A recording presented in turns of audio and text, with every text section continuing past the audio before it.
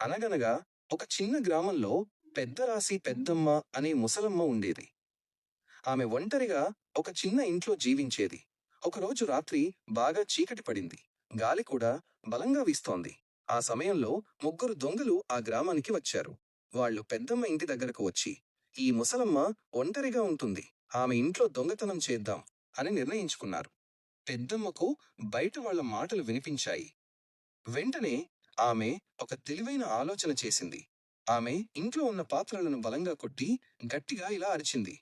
రాముడా, కృష్ణుడా, వెంటనే లేచి మీ కత్తులు తీసుకోండి.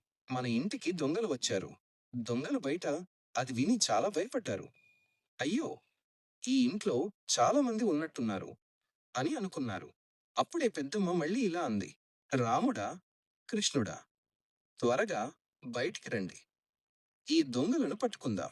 దొంగలు మరింత భయపడి వెంటనే అక్కడి నుంచి పరుగెత్తుకుంటూ పారిపోయారు.